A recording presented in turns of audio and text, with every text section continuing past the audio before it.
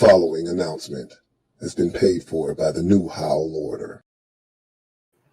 Whether the team is giving us the highest of highs or the bluest of blues, we'll cover it all on Commanders Nightly News. I, of course, am your host, Louie T. Thank you for joining me. Let's get to tonight's lead story. So I got out my Commanders crystal ball, and life hit me with the life stick today. Life was lifing, and that's why the show is starting as late as it is tonight. And so I didn't get to finish everything that I was doing with my crystal ball, but I got to gaze into my Commander's crystal ball that allows me to look into the future and predict, what's going to happen. And so I'm going to predict from this week forward into the future what I think is going to happen. Now, I wanted to get even more specific and explicit in detail, but again, I ran out of time. And so I didn't want to push this back any further than I had already done. And the circumstances are what they are. So we're just going to roll with what I have. But I present to you the Louie T Commander's Crystal Ball. Let's look inside and see what we find. So we start with week number 16. I told you this is the biggest game of the season. It's not close. This game is the difference potentially between Washington being as high as the number 2 overall pick in the draft or dropping, I think, as low as 8. I don't think there's a scenario in which we get to 9. I don't see the Titans when their strength of schedule dropping to a point where it's going to allow Washington to catch them. Now, obviously, their division could have a, precipitous drop-off, but at this point, they're playing against one another. There are games there to be won. Washington's division, the Giants aren't going to keep winning games, and they're playing Philadelphia, so that's going to negate. I just don't see our strength of scheduling boosting all that much. Obviously, there are other teams on the schedule that we've played already that could continue to win, and that would hinder progress for us. But at the end of the day, I think 8 is as low as we could fall potentially with a win over the Jets. 2 is as high as we could potentially get. But again, we would need help in that scenario. The Cardinals would have to beat the Bears or win one of their final games of the season. And again, their strength schedule, which is really good right now, way better than Washington's, would have to continue to be as such. And I don't see the Rams getting worse. I don't see the 49ers getting worse and losing games, et cetera, et cetera. But again, I digress. Other teams on their schedule could continue to win as well. They played the AFC North, which every team in that division is at or above 500. The Steelers are kind of going in the wrong direction, but everybody else continues to win. So I don't see the Cardinals' strength of scheduling getting any worse, right? Anyway, and then you would need New England to win one of their final 3 games as well. They got the Denver Broncos on Sunday Night Football on the road, but the Jets in Week 18 is the one I'm circling. Like, hey, beat them then, right? So that's a pretty big game. It's a pretty big effing deal. Week 16 is versus the Jets. I looked into my crystal ball. Ooh. And I got us winning. I see us winning that game. Unfortunately, not what I'll be rooting for on Sunday. Honestly, I'm rooting for Sam. I really don't give a shit what happens. I just want him to play well, and if that produces a win, so be it. If he plays well and they lose, that's probably the best of both worlds, to be honest with you. But at the end of the day, I'm just rooting for Sam to play well. And I don't know if that's going to happen. It seems less and less likely as these weeks pass by that he's going to play well, given the circumstances. But it was good to hear some of the things that he said at the podium today. That was music to my ears. He wasn't regurgitating the same shit it felt like he had been saying the previous 4 or 5 weeks. And there were 2 things in particular that stuck out to me that I needed to hear from him that he said. One in particular, and we'll talk about that when we get there. But I see Sam playing well this week. But then again, I thought he would play well against the Rams. So that doesn't mean much of anything. Whether he plays well or not, I think they're going to win this game. The Jets stink. Yep, they stink. We stink. And we've played teams that have been stinky this year, and they've beaten us. And not just beaten us, they've beaten us soundly. aka the Chicago Bears, and also the Giants twice. So it's not like we're foreign to losing the teams that are bad, who we view as worse than us. Their record is better than ours. Their defense is better than ours. Their quarterback situation is way worse than ours. Doesn't matter. Zach Wilson doesn't play. They're going to start Trevor Siemian more likely than not, and he's capable of giving us work. We'll see what happens. I got us beating the Jets this Sunday, and what that effectively means for Washington as I continue into my crystal ball.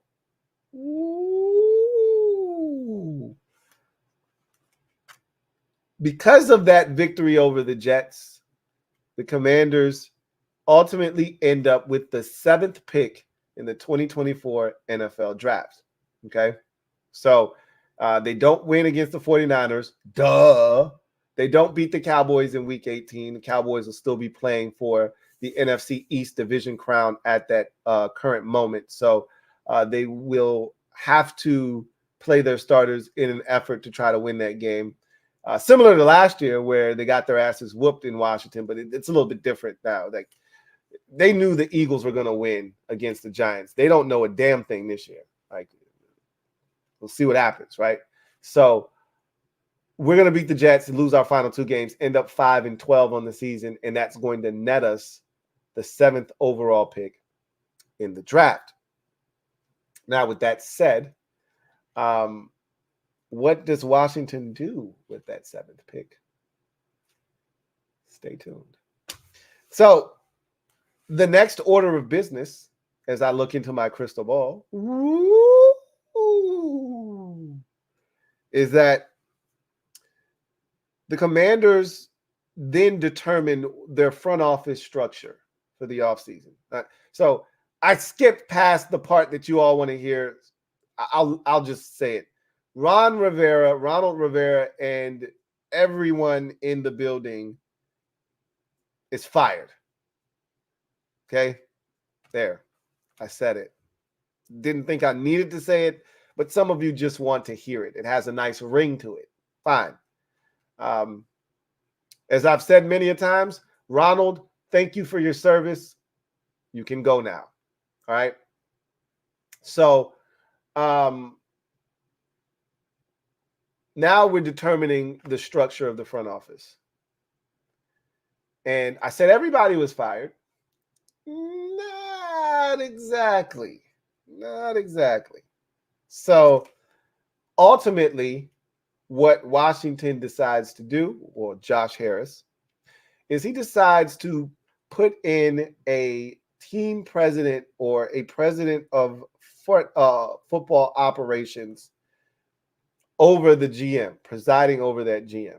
So I think that guy is going to be one Marty Herney.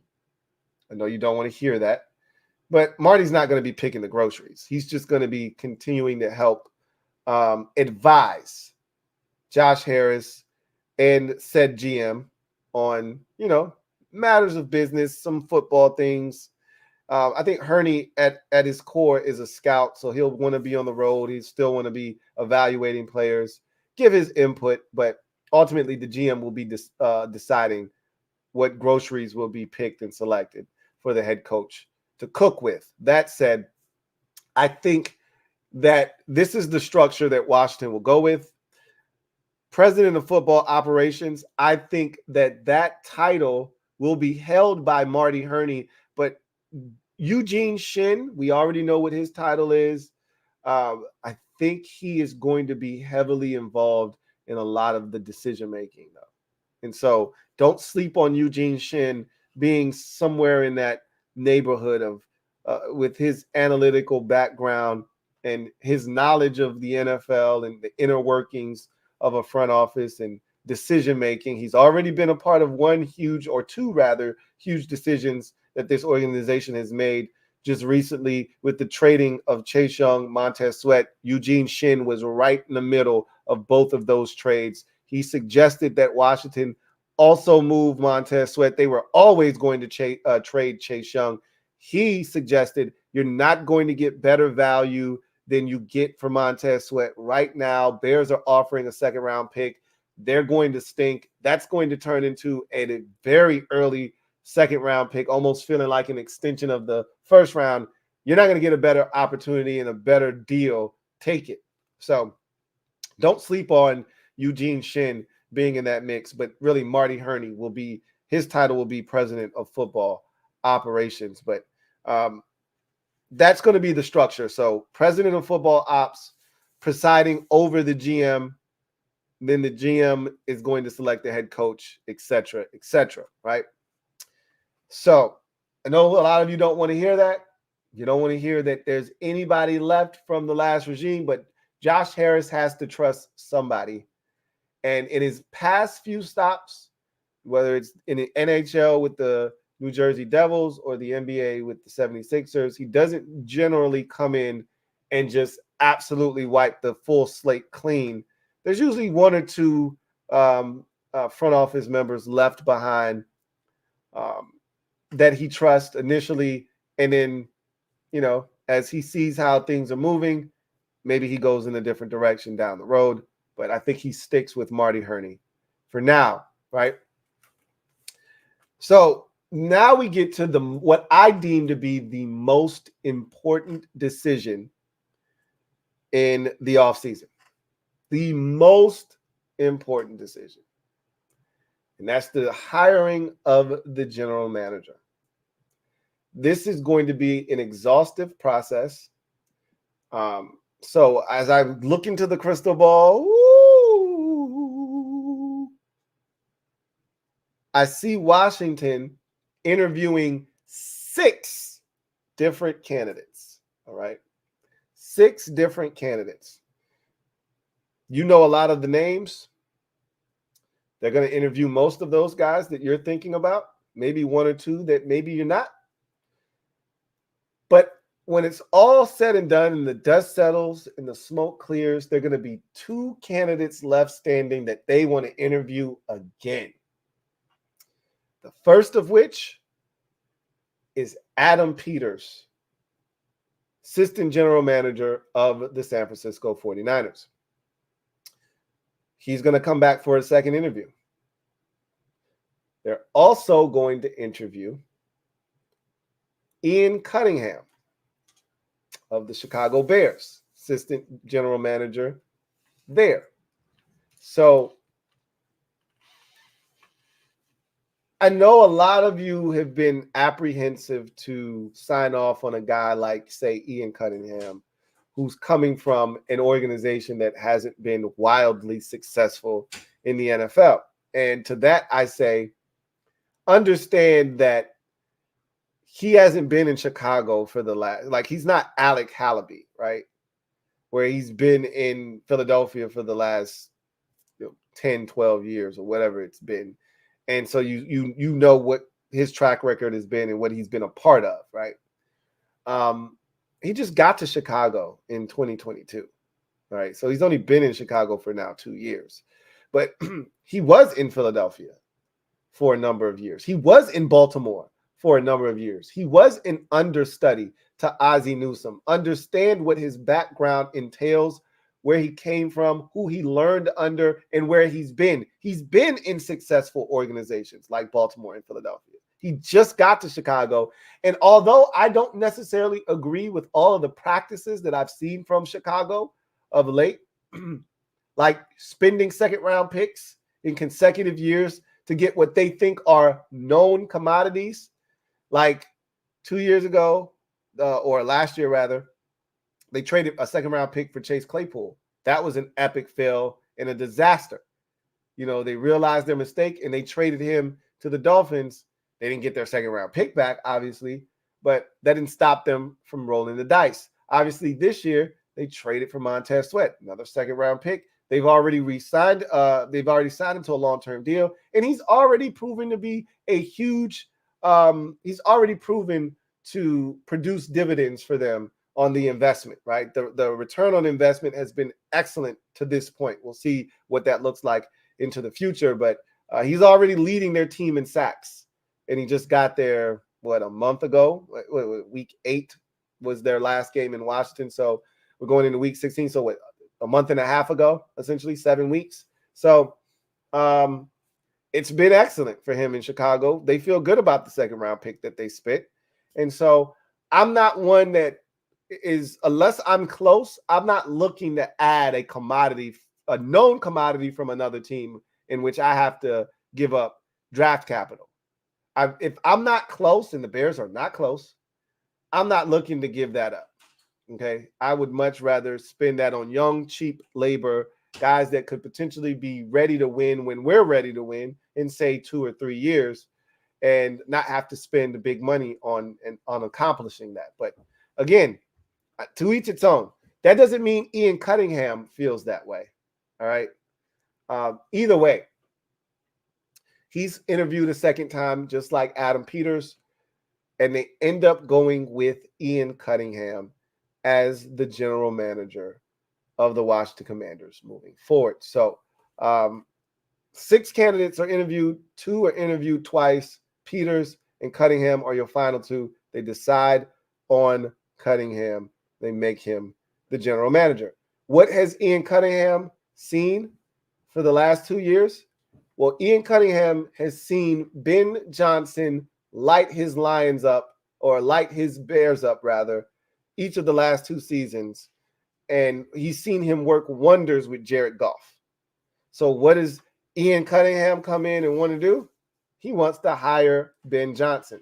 Ben Johnson from Carolina, grew up a Redskins fan. It's a no-brainer. He's worked with Sam Howell before. And so there's a connection there. And whether Sam Howell is the quarterback or they go in a different direction, Ben Johnson is comfortable with what Washington currently has on their roster and what they have at their disposal potentially in terms of draft capital, free agent dollars, et cetera, et cetera. He feels good about the state of the organization, new ownership. All of that is all pointing upward in terms of trajectory, and he wants to be a part of it. And so Ben Johnson, as we look into the crystal ball, is the new head coach of the Washington Commanders. So let's get to our next order of business. All right.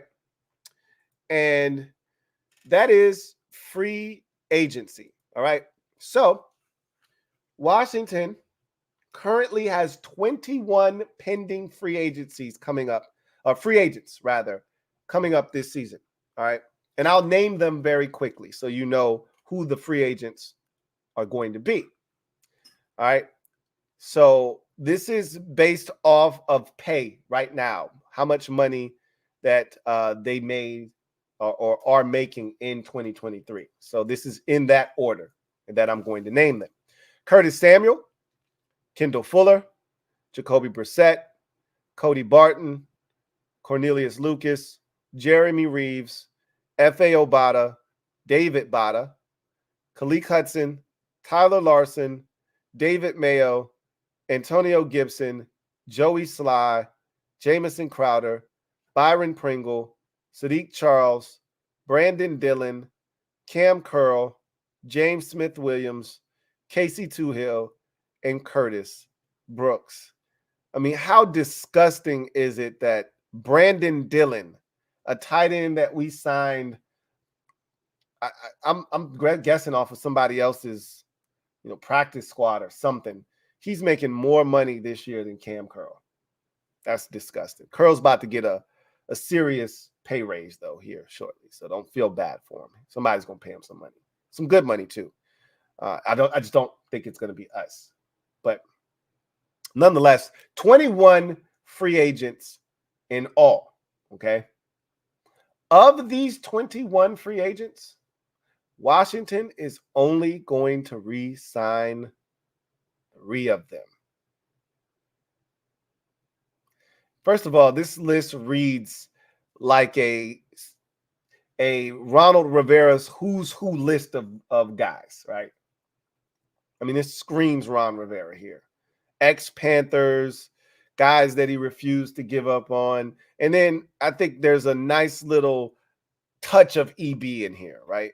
Guys that Eric Bieniemy saw fit to bring on board as well. But nonetheless, 21 free agents, only 3 of them are brought back.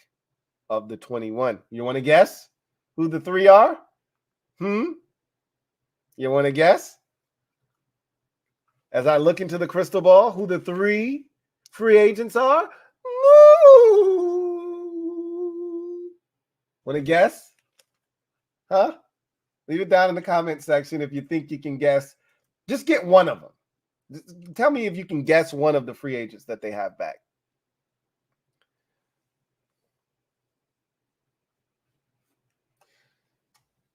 I hope I'm wrong about this, by the way. I hope I'm wrong about these free agents and who they bring back. Because really, as I look at this list, they're only like they're really only like 4 dudes that I would really want back on this list, to be honest with you. 5. There are 5 guys that I want back on this list. Unfortunately, I don't think the next GM is going to be tied to some of the guys that I would like to have back, and thus I don't think it's going to happen. But so Dory Gunner says Revo, C Trill, Kurt Cole, Billy Mack, Cam, Curtis, Revo, Kevin the PRF, Two Hill. Funny. He also says Reeves. Pilo Dollars says Curtis Samuel, Gibby, Jeremy Reeves. C Trill says Fuller. All right. Those are good guesses. And again, I hope my crystal ball is broken here and it's not correct. But Jeremy Reeves will be back despite the injury this year. He is a core special teamer and one of the very best in the league. That transcends any head coach, new group coming in. You know a damn good special teamer when you see them and you value those players. Period. End of discussion. You don't find guys like Jeremy Reeves all that often. You got him on your team. You got to hold on to him. I think Jeremy Reeves will be back. All right. And to what Dory Gunner said is also true. He's very cheap. You're not going to have to spend a boatload of money. I don't think we're going to have any splash signings in free agency, by the way. I think it's going to be one of those, when you're turning over the roster, it's hard to overspend at 1 or 2 positions. You're just looking, and we've had this discussion when Ronald and company came in here in 2020. They turned the roster over. They didn't re-sign a bunch of the guys that were here. They wouldn't give out any new contracts, which is what pissed off Brandon Sheriff, right? They told him, hey, we coming in and we're assessing everybody. And Brandon Sheriff's like, bro, I kind of want my money now, though. Like, can we talk? And he was like, nah, we're not talking to nobody right now. Just play out the season and then we'll see what happens. And Sheriff's like, okay, cool. I'm not coming back. He had already made his mind up, right? So I think the next group is going to come in here and not necessarily operate in that space where they don't, reward guys that have been here for what they've done, but they're going to set that price at a certain point. And if that player wants more and wants to play hardball, they're just going to let that guy walk. There's no attachment because I didn't pick you. I didn't draft you. I didn't sign you. So here's what I'm willing to pay you. If you don't think that's enough, go get it from somebody else. Revo is back. Joey Sly. He's a sly guy. I'm not telling you that he'll be the week 1 kicker next year. What I am telling you is it's hard to find quality kickers in this league, and Joey Sly is a quality kicker. And while they may ultimately draft a kicker in the 6th round this year, or they may scour free agency next year and bring in competition, Sly will be back, and he will be one of the kickers on this roster as we head to training camp next year. Book it, okay? Joey Sly will be back. And then last but not least, James Smith-Williams will be back. Solid defensive end, doesn't cost you a whole hell of a lot. We're absolutely bare at that position. I mean, unless you love what you've seen from KJ Henry and Andre Jones Jr., those are the only 2 guys under contract right now. You're not going to fix the entire defensive end position. You're probably not going to spend big bucks in free agency. Maybe you bring in 1 or 2 free agents at that position that don't cost you a whole hell of a lot. They're going to draft a guy or two at that position. But in the meantime, you bring James Smith-Williams back as a veteran on that line that gives you just a little bit of depth as you try to figure out and fill out that portion of the roster. And so I think James Smith-Williams is back. He offers you versatility. He can kick inside if need be. And so stout against the run, depending on what they do defensively, because they could bring in a coordinator that runs a 3-4 defense, right? If that happens, James Smith-Williams is then obsolete. He doesn't fit in a 3-4 defense. He's a base 4-3 defensive end. You play a 3-4, and he's not big enough to be a 5-tech, a defensive end in a 3-4, and he's not athletically gifted enough to stand up in a 2-point stance as an outside linebacker. So obviously this hinges upon what Washington does from a defensive coordinator standpoint. Okay. Now, I don't know. My crystal ball doesn't extend to offensive and defensive coordinators at this point. Understand, though, the likelihood is that if Ben Johnson comes here, more likely than not, understand how this works. There's an 80% probability that he's going to bring along with him some coaches from Detroit, right? That's what guys do. You look at Robert Saleh coming over from San Francisco. What did he do? He brought over, his defensive linebackers coach, Jeff Albright and Albrecht, and made him the defensive coordinator. That's what you do, right? You bring a guy with you that you trust, that you know works hard, and that you think is ready for a promotion, that you think can get the job done. And generally, that's what you see in this league is you bring we saw the Texans coach, D'Amico Ryans, come from San Francisco. What did he do? He brought Bobby Slowick with him, who was the run game coordinator in San Francisco, right? Bring Bobby Slowick with him, and you've seen what Bobby Slowick has done in Houston. That's generally what happens. You bring guys with you that you trust, that you think are ready for that promotion, that you think can get it done. So expect that the defensive coordinator will be one of these defensive coaches on that Detroit staff. He's going to call the plays offensively, so it really doesn't matter who the offensive coordinator is in Washington, because more likely than not, Ben Johnson's going to call the plays anyway. But that defensive coordinator will matter. But James Smith-Williams will be back next year, according to the crystal ball. Now, I would love to have Kurt Cole back. I would love to have Cornelius Lucas back. Those are two right there that I would love to have back. And then there was a third. I said I would like to have 5 guys back. Let me check this list again and see. Curtis Samuel, so 6. I would like to have 6 of these 21 guys back. I would like to have Curtis Samuel back, Kendall Fuller back, Cornelius Lucas, Jeremy Reeves, and Joey Sly, that's 5, and Cam Curl would be 6. Those are the 6 guys I would like to have back. But again, are you looking to spend the bread that it might take to have Curtis Samuel, Kendall Fuller, and Cam Curl all back? I don't think the next GM is interested in spending that kind of money. And again, Kendall Fuller is approaching 29, right? He'll be 29 before the season starts next year. So you don't want to give him a long-term deal, right? Curtis Samuel just turned 27, but he's already going into his 3rd contract. Do you want to be the team that gives him the 3rd contract? I don't know if they'll want to do that or not. Cam Curl is only 24. He'll be 25 by the time next season starts. He's very young, very talented, and I think he's a good piece. If he is willing to take good money, not great money, because he hasn't performed in a manner that suggests he should get great money, but if he's willing to take good money, I think that the new regime would be interested in bringing him back. He's a good football player, and you need guys like Cam Curl on your defense. And I think if you get a better coached defense with some other guys, like Cam Curl to me isn't a playmaker, but what he is the type of player that, surrounded by guys that are playmakers, he'll be vital, because he'll be the guy that puts other playmakers in positions, and he'll be the guy that allows those playmakers to roam and be free enough to make plays, because he's the structure guy. He's the guy that's where he's supposed to be, when he's supposed to be there. He'll do the dirty work. He's the smart player that makes sure everybody's where they're supposed to be.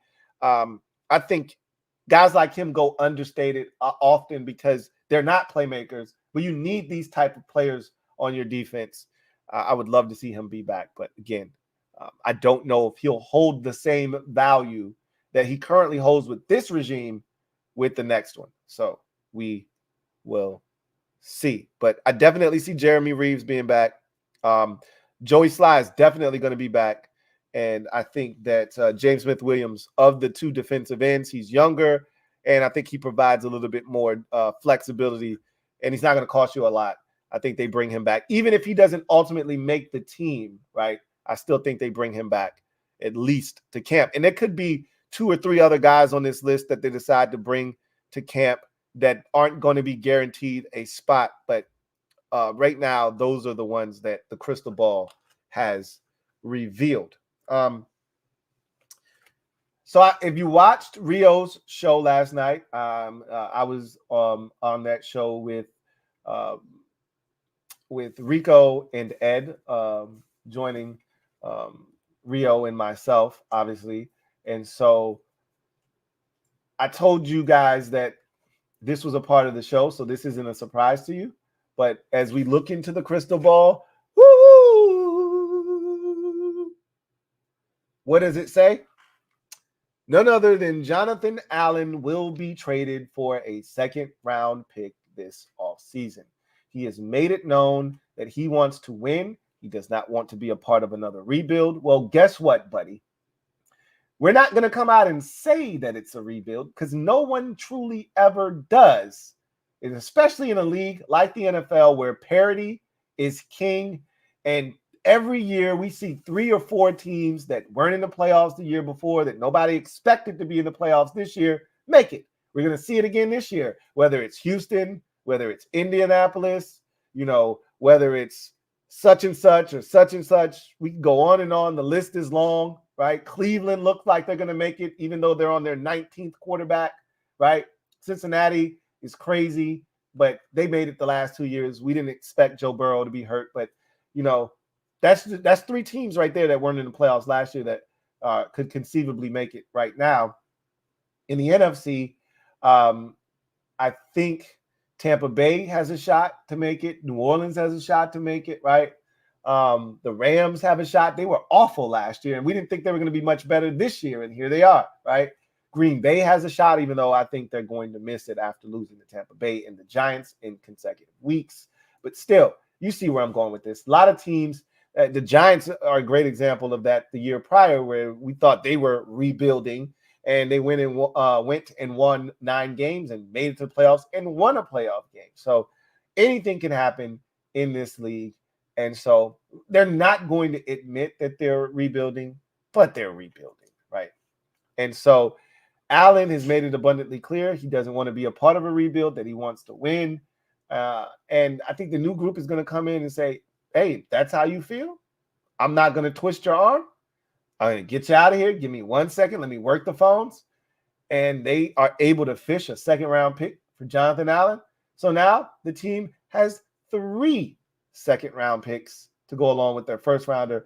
4 picks in the first 2 rounds. So 4 picks in the first, let's call it 53 picks in the draft.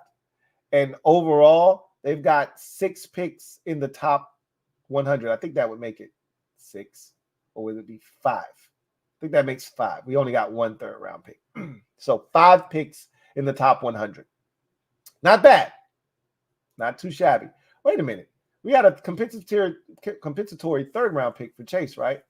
Right. So we got our own third, that compensatory third, the 3 seconds, and the 1. So we now have 6 picks in the top 100. Not bad. Not bad at all. You want to turn this bitch around quickly? That's how you do it. Right there. 1, 3 2s, 2 3s, and let's get this party going, right? All we can hope is that this regime doesn't do what the last regime did, or the last 2 or 3 regimes, rather, which is squander second-round picks. Boy, we have a very ugly history with second-round picks over the last decade and a half or so, roughly. Really starting since 2008. That's the draft you start at. We had 3 second-round picks, coincidentally enough, that year. Maybe that's how you break the curse, right, of 08 and the second-rounders. You have to have the same amount of picks and actually make 3 picks in the second round to break the curse and reverse the curse and make it so that we start selecting really good players in the second round. Let's do it. I'm with it. Let's have it. So now Washington has a league high 3 second-round picks. If you want to use those picks to move up and go get a guy, knock yourself out, that's available to you. Here's the name of the game when you're in the position that Washington is going to be this offseason. You just want as many options available to you as possible. That's why you want as high a pick as possible, because you could take a quarterback. You could allow somebody else that's thirsty to come up and take a quarterback if you have no interest in taking a quarterback.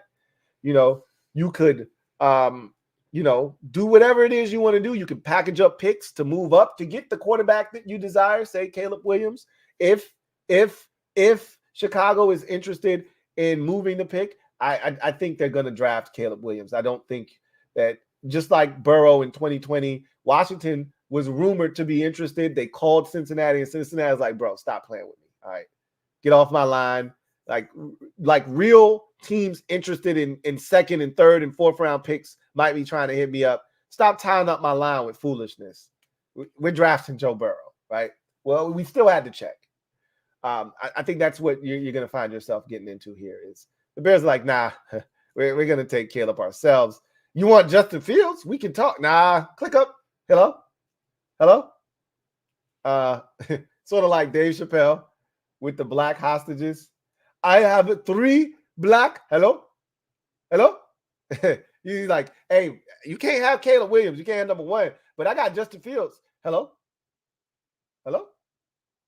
We're good, right? We don't want anything to do with him. But I will say, it will be interesting if Washington gets to number 2. Who's to say what they do? I don't think the Bears are coming up off of 1. You get to 2, it'll be hard to turn down a quarterback if you love one of those guys. It'll be hard to turn down a quarterback at number 2. And then the last thing I see in my crystal ball,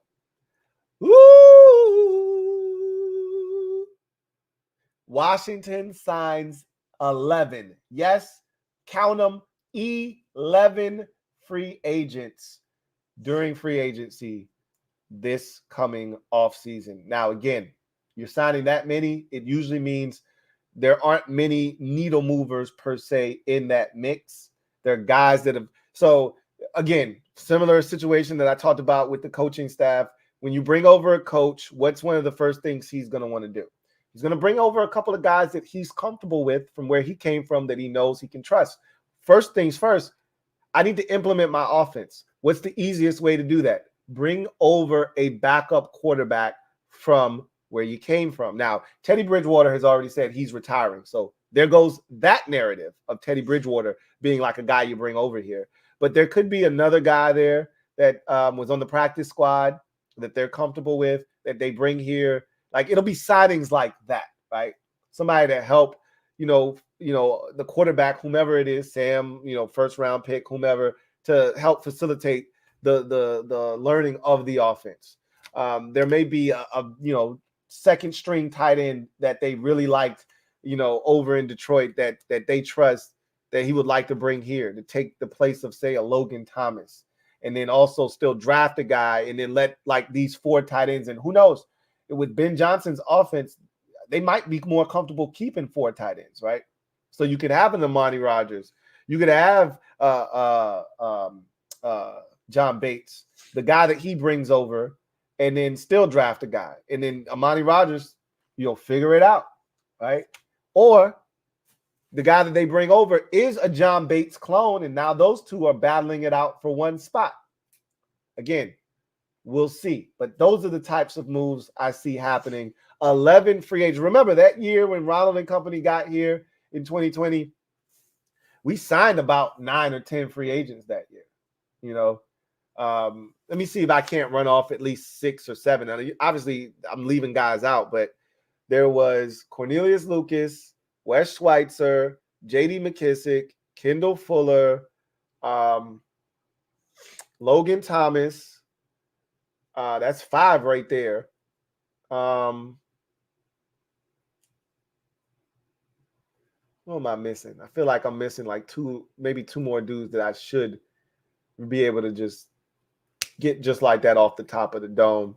Thomas Davis came in with Ronald that first year, and Peyton Barber. That's 7 right there. And I know I'm forgetting 3 or 4 dudes that we probably signed that year as well, right?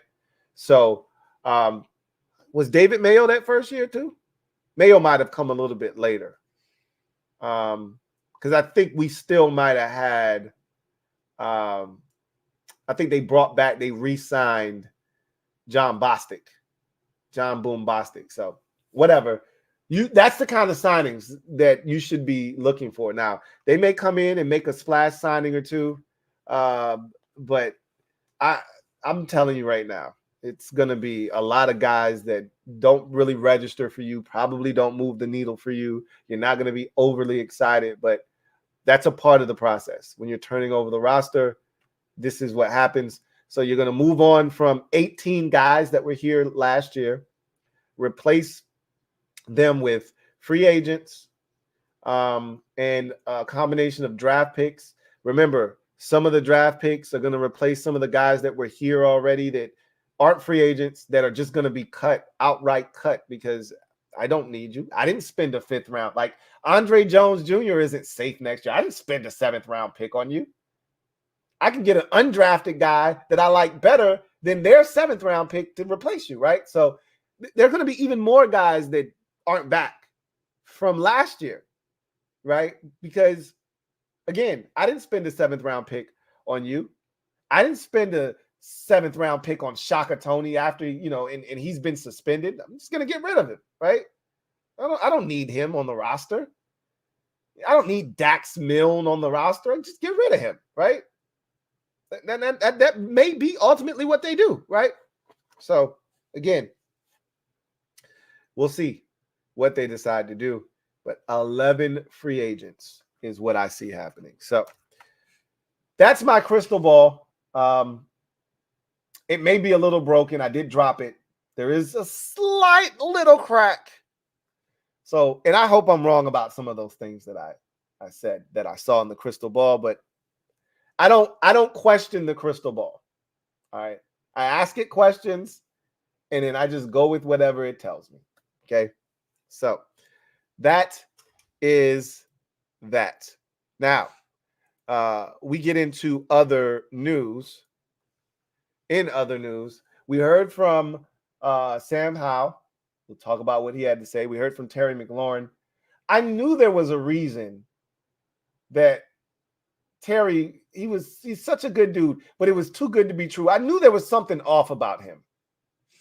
I knew it. I found out what it was today. And there was a connection there, and I knew there was a connection for a reason. And then he disappointed me in a way that I must say hurt me to my core. We'll discuss that a little bit later on.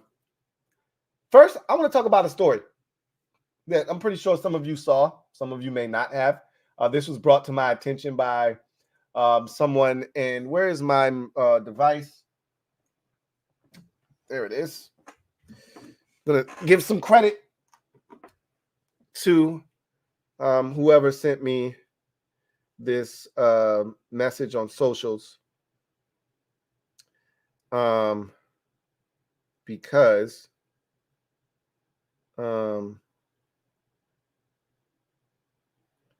let me see.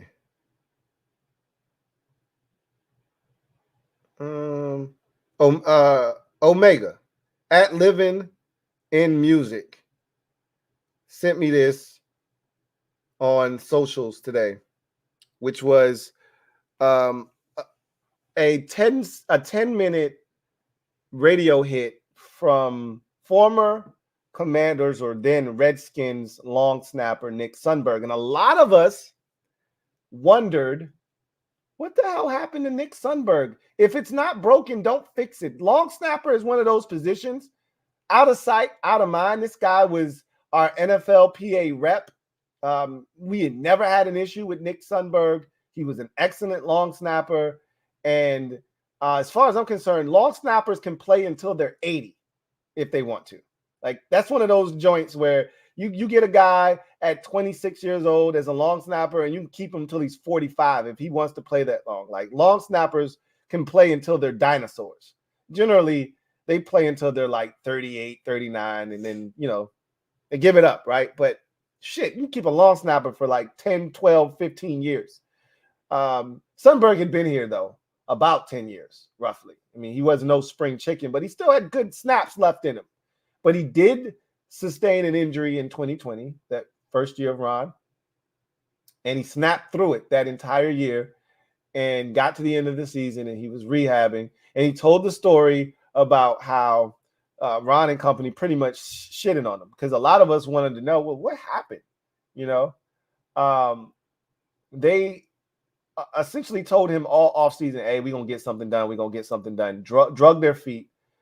So he, believing in the organization, it's the only organization he's ever known, and they've always taken care of him.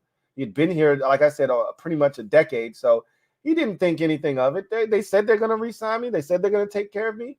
They've told my agent that numerous times. I believe them. So I'm going to continue to rehab here in Washington in good faith, knowing that they're going to sign me and, keep the ball going, right? Well, 2 days before free agency hits, they cut him, or really, they just told him they're not going to re-sign him, essentially, and sent him on his way. And he was like, bro, what the F? Like, you don't do that to somebody 2 days before free agency. He's like, I could have been back in Arizona, which is where he lives and where he's been living for quite some time. He's like, I could have been back in Arizona rehabbing. I could have had a plan in place to where I could have been, pursuing other teams and had my agent kind of working, the free agent landscape, so to speak, to see if there was an opportunity for me elsewhere. You dropping that on my dome 2 days before free agency kind of threw him for a loop. He was like, that was a pretty shitty way, almost like, I don't know if you guys saw the Bengals backup quarterback Jake Browning and him talking about how the Vikings cut him. He's like, look, I've been cut a bunch of times, but the way the Vikings cut me was pretty shitty.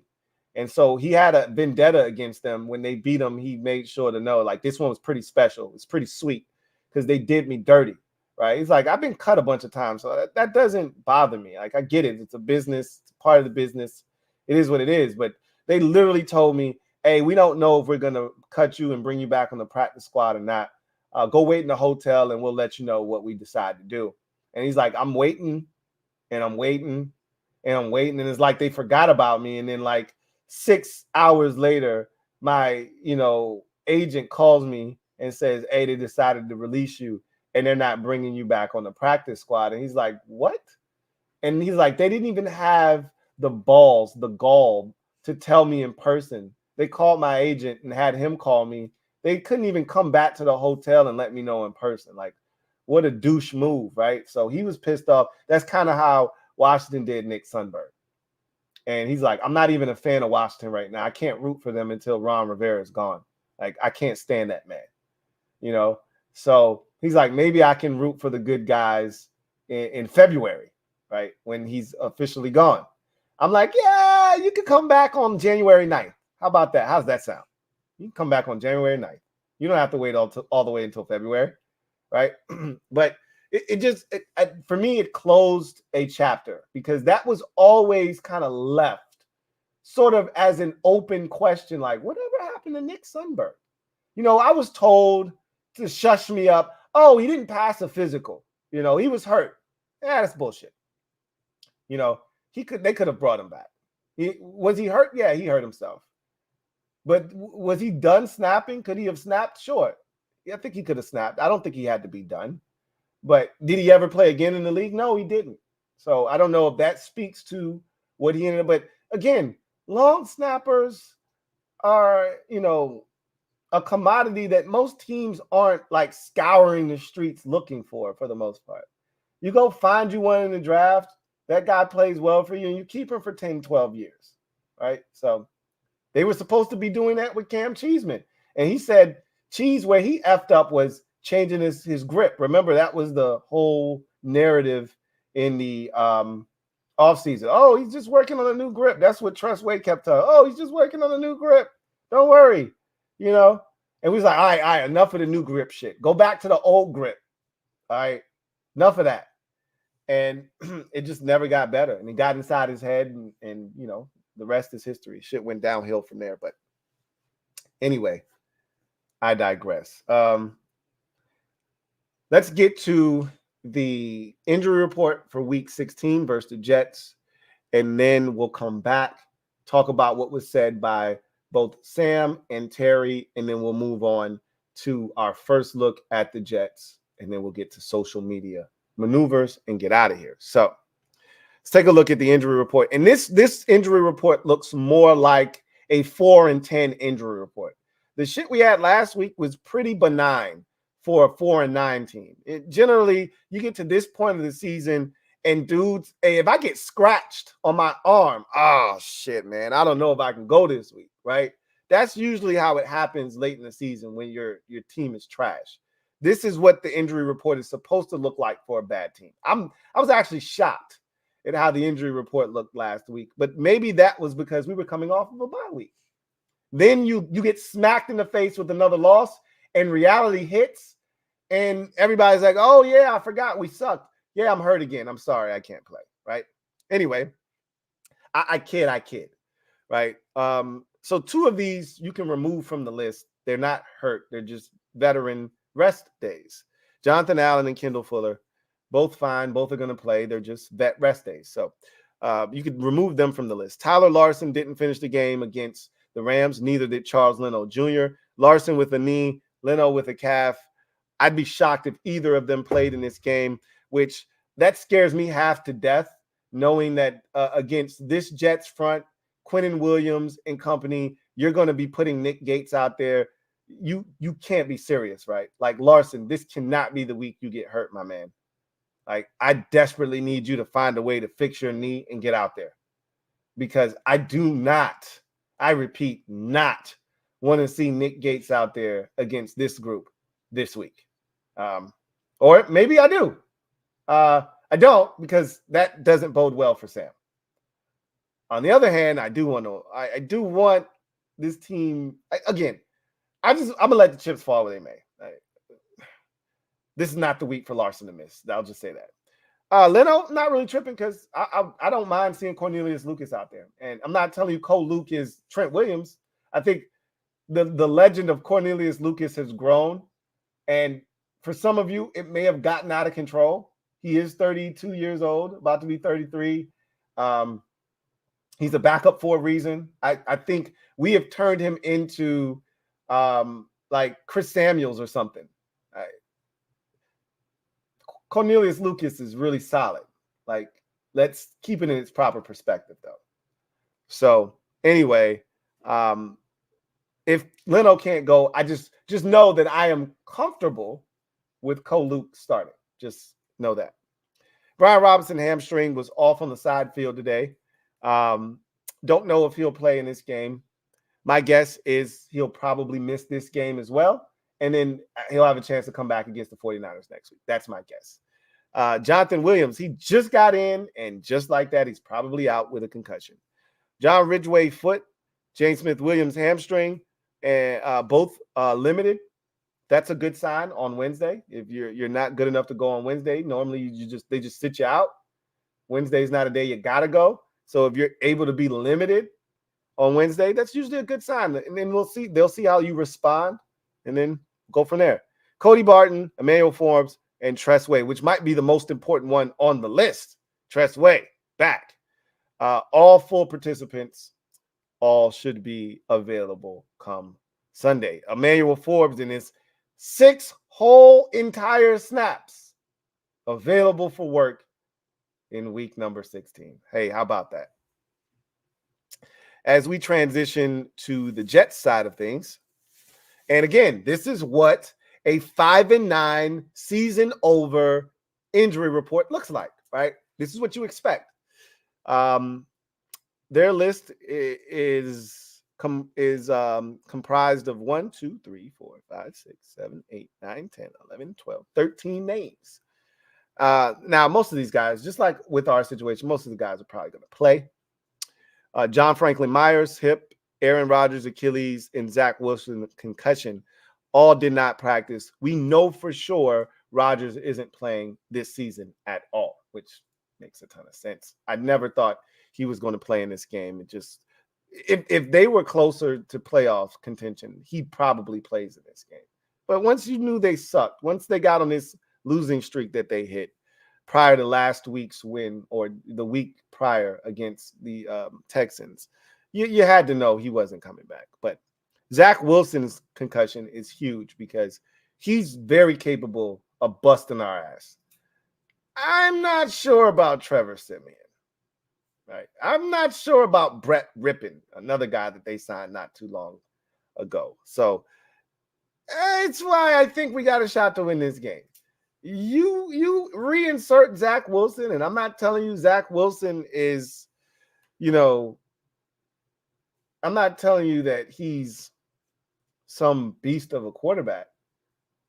He ain't Matthew Stafford from last week, but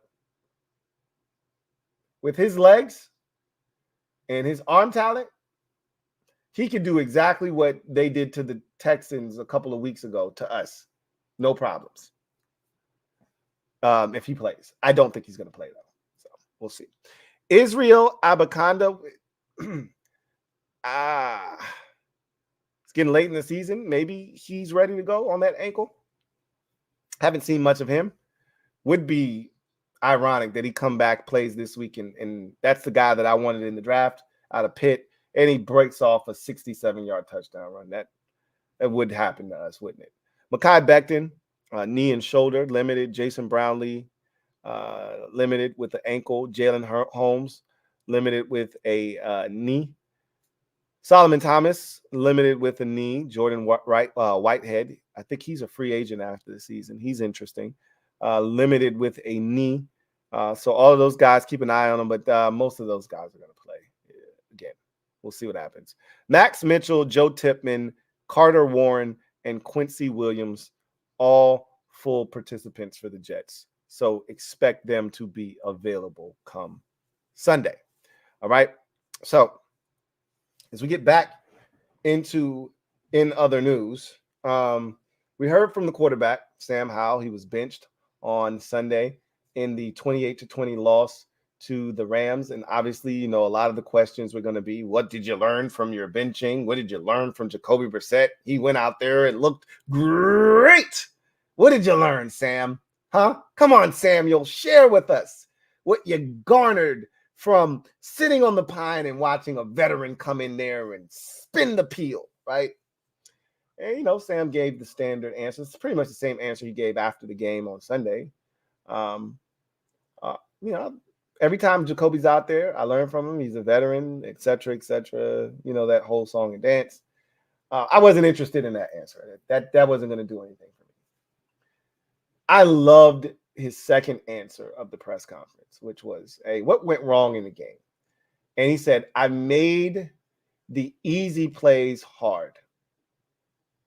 Ding, ding, ding, ding, bingo, right? There were some layups that were provided for him in the game. And he was like, nah, I'm a dribble all the way back out to the 3-point line and shoot a fadeaway 3 instead of taking the easy layup. And you're like, no, Sam, what do we why do we just do that? They're giving you the free deuce. Why are you dribbling all the way back out to the 3-point line and then shooting a fadeaway 3 that's contested? Again, a byproduct of just not seeing it well, right? For whatever reason. And again, there are always extenuating circumstances. Long developing routes that cause you to have to stand in there a little bit longer than you may be comfortable with, whether there's pressure or not. Maybe guys aren't getting necessarily open Maybe you're going through your progressions way too quickly, trying to get rid of the football. Again, find an incompletion. Don't take a sack. These are the things that are being pounded into his head. I could give you a million excuses, but at the end of the day, he didn't play well. He wasn't seeing it well. And then the other thing that he said, and this resonated with me, this is probably the most impactful and influential thing he has said all season, because again, Sam has done a great job of being self-aware of what he needs to improve upon. But in saying that, he's also been very complimentary of himself. I've done some really good things this season, which you need that. You need a taste of that. But really, at this point, with you playing so poorly the last month or so, I need you to be really introspective. Like, what can we do to get you out of this funk?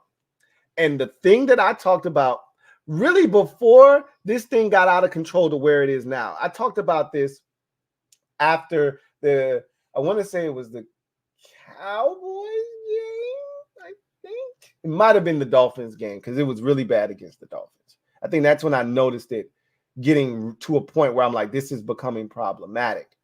I said, he's leaving the pocket way too soon. Early season, Sam was standing in that bitch. Like, one of the knocks on Sam is he holds on to the ball too long. That was his MO in college. That's why he's getting sacked so much.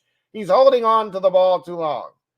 And I said, look, man, give me the guy that's willing to stand in there and hold on to that bitch and still make the plays Sam was making at the beginning of the season. You know, I would prefer the offense to look the way that it did against the Eagles in both games. That's when the ball was coming out fast. It was clean. It was efficient. Sam was on time and guys were open. And he was finding them. And even if they weren't open, he was throwing ropes and lasers, throwing them open, right? The Denver game is a great example. Sam was standing in that bitch. He was getting sacked, but he was standing in that bitch and he was taking them shots down the field. The honey hole shot down the sideline before halftime to John Bates, right?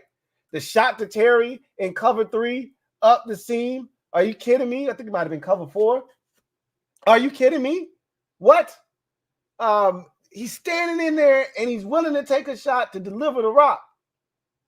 He was a different dude. He was a bad, bad man back in those days. Okay. You know, those long time ago days feels like right now. But I need him to, I don't know where the good times, I don't know where the good times at. I'm just trying to bring the good times back. That's it, man. I don't know what happened to Sam standing tall. Okay, I do know what happened. He got his ass whooped, sacked, hit a bunch of times. But more importantly, and I think this had more to do with than the pressure, because Sam even said, my body feels fine. I'm not banged up. I've been really fortunate this year. I've taken my fair share of hits, but I feel good. He's a young dude. He can bounce back. I keep telling people, it's not the accumulation of hits. It's the constant badgering. It's the constant outside noise. Get rid of football. Don't take a sack. It's EB yelling at him. I don't care what you do with the ball. Just don't get sacked. And you keep hearing that shit enough. Now I got to get out of here, right? I'm used to the pocket breaking down. Well, the pocket's not breaking down. Where are you going? Well, I'm used to the shit breaking down. And y'all told me don't take no sacks. You told me to find incompletions. I'm going to find either some off-schedule shit to get with, or I'm going to throw this bitch away, but I'm not going to take the sack. That's what you told me not to do. So now he's running into pressure. Pocket's clean. He's vacating it. And he said today, I got to do a better job of hanging in the pocket, man. The line has done a really good job. And they have done a lot better job here of late of giving him time to throw the football. And Sam's just like, somebody's coming. I know it. I can't feel it. Somebody's coming. Let me just get the hell out of here. And Jacoby was just like, oh, what a nice day it is out here, man. Like, Jacoby, we're inside. Oh, I thought something was up. It's really nice. This is my first time in SoFi Stadium. Oh, Terry's open. And he throws the football, right? Like, there was time. And Sam was afforded the same time. And he just was antsy. He just was looking for, and if like a guy didn't immediately come open, he was looking for an escape hatch. And not to say that the entire game, it was all clean pockets and he was under duress early in the game. They pressured him. They sacked him twice. He had a guy right down by the goal line fall by his legs, and he had to scramble out of there to avoid a sack down by the goal line. Like, there was pressure, but for the most part, he had time to throw the football. There was clean pockets for him to maneuver and work within, and he just didn't hang in there, and he hasn't been hanging in there of late. So him saying, hey, I got to do a better job at hanging in there, man. And I think he might have learned that from Jacoby, because Jacoby just stood in there like, bro, if I'm going to get sacked, I'm going to get sacked. But this pocket looks pretty damn good to me. I'm going to just hang tight. I think that him watching that might have struck a chord with him, because now EB could just say, look, Jacoby went in there. He stood in the pocket. And EB doesn't even need to say that to him. He's got two eyes. He can see that Jacoby stood in there tall and delivered the football, which is what you used to do. Just go back to being you, bro. Remember, my biggest thing was just let Sam be Sam. Stop trying to make him into something he's not. Just let him be who he is. And even EB had at one point said, we just got to let Sam be who he is.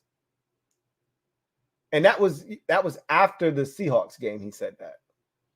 Because that was the game he fumbled in when they took the ball from him, and EB was like, he makes this great run, and he's trying to get down, and they took the football from him. And, he's trying to make a play, and he's busting his ass, and I was mad, but I got to remember, this guy's out here busting his ass, trying to make something happen for this offense, and so we just got to let him be him. I'm like, truer words have never been spoken. Now, practice what you preach. And I think all of that has gotten to his head. Hopefully, and we'll see. Right now, I'm past the, words phase with Sam, right? Now I'm about that action, boss. I need to see it. But it's good to hear him say it, because he hasn't said that this year. And I was wondering if he was feeling the way that I was feeling, because I was like, hey, dude, you kind of bailing on the pocket when you don't need to. Just hang in there.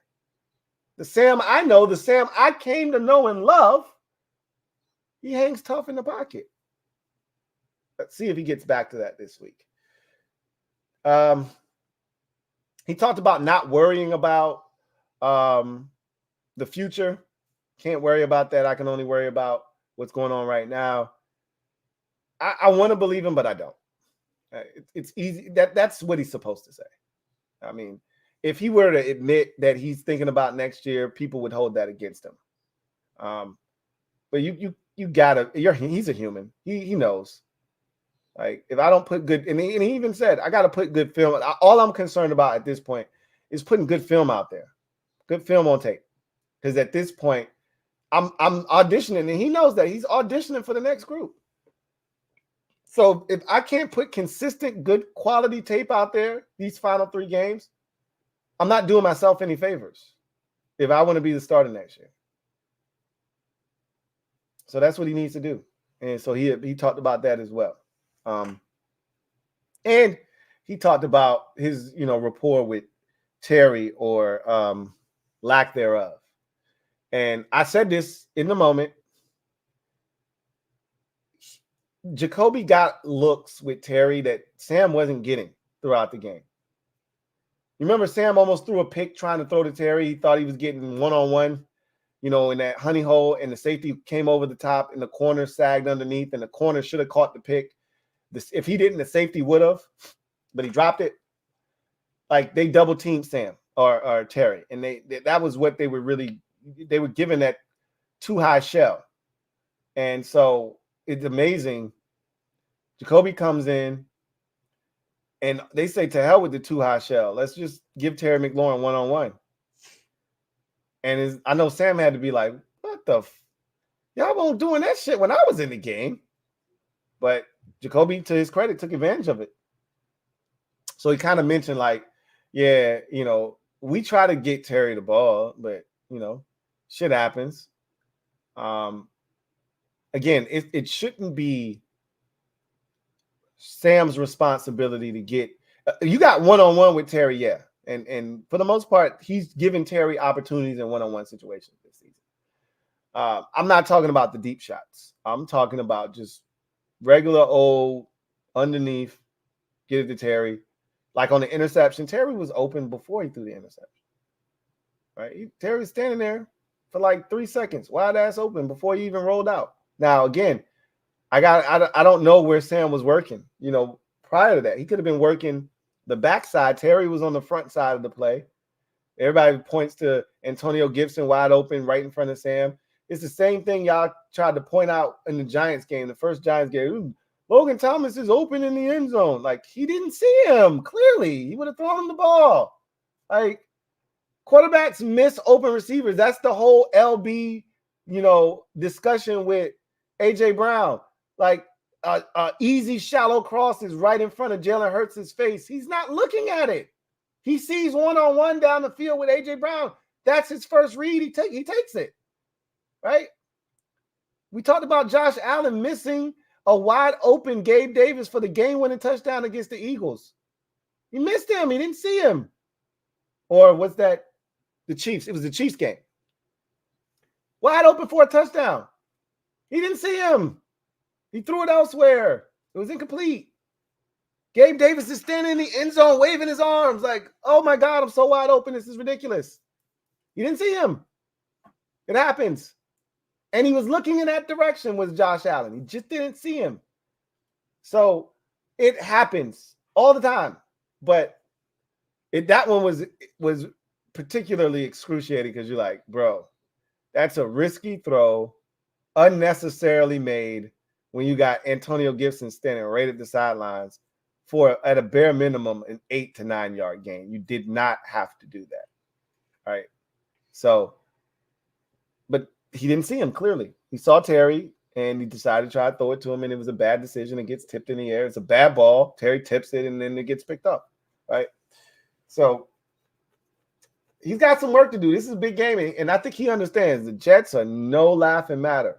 So it's going to be tough, but we'll see. If he can play well against them, that'll be huge in terms of his confidence moving forward against San Francisco and then Dallas. He gets his ass beat up in this game and throws another 2 interceptions. It's over for him. It's a wrap. Might already be over for him, but still got 3 games, and I still think he's got a shot to prove that he deserves another opportunity next year. But going to have to tighten up quick. And Terry, boy, you could tell there was a pep in his step this week. God damn. Terry, you could sense the lack of energy with him not getting the football. Man, Terry was just spunky and vivacious in this interview. I haven't seen this Terry since probably week 2 or 3, when we were 2-0 heading into that Philadelphia, that Buffalo game. I don't know if I've seen Terry smile that much since early in the season when he was looking like he's about to have a big season still. And scoring touchdowns and having 140 some odd yards and coming within 160 yards of another 1,000-yard season. That should do it for you, right? Terry, talked about being able to be available to make plays for his team, and he relishes those opportunities, having the chance to make plays. And he said, "Look, me and Sam have had opportunities, and we've missed them. I haven't come up with some of them. He hasn't hit me on some of them, et cetera, et cetera. But I was just happy to have the opportunity, and we made the most of it." And he's like, "I talked to Sam after the first touchdown. I came off the field and I talked to him because, I expect him to have another opportunity, and we want to figure this thing out and get it, going in the right direction." So Terry, being a consummate, leader that he is, talked about that. But then the conversation, as it often does in this time of the year, when you got a holiday coming up, people ask you weird questions. What's your favorite Thanksgiving dish? You get stupid shit like that, right? Which is fine. You want to lighten the room a bit and share a couple laughs or whatever, and kind of get some, because again, we're humans, right? So it doesn't have to be ball all the time. So, somebody asked the question, what's your best Christmas gift ever? And old Terry says, he thinks for a little while, he's like, damn, that's a good question. and he says,